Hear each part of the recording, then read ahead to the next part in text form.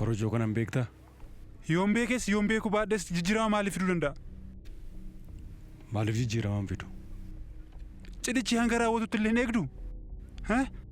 Moo yookiin dura taa'aa kurkuriitiin guyyaa cidha isaa irratti to'annoo jala oolchineerra jedhamtee goota ta'uu fidaa? Atachi ho'istee yerootti cidha kee godhattu. Haati hiyyeessaa tokko ijoollee ishee hammattee abbaa manaa ishee nama awwaaluuf dhabdee dunkaana duwwaa keessa akka isheen taa'aa turte ni beektaa? Obbo Basaggaw, cidha kee du'aa wajjin akka madaalu na gaafachaa jirta.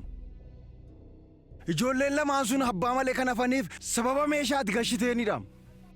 Nan iyyisiisin taa'i. Akkamittiin guyyaa cidha koo abbaa manaa kun irraa fudhatte? Tole amma akkam jedheen jaarmee kootii ilaala.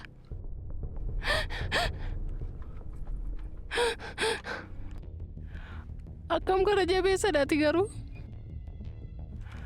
Ati haadhan qabdu moo? Mucaan qabdu moo? Ati akkamittiin kana goota? Jireenya koo akkamitti akka dukkaneessite sii galeera? Akkamitti guyyaa kana akkas goota? Akkamittiin guyyaa irraa akkas goota? Akkamittiin? Harkaa fuuteertaa? Natti himi malee. Amma yeroo kanatti kana maal saasa'u? Nama deekaa. Anis nama ajjeese ta'e gaa. Anis gargaaraa ta'eera kaa. Nutis gargaartota taaneera kaa. Taaddasaan lafanni fidoon maalittan beekaa?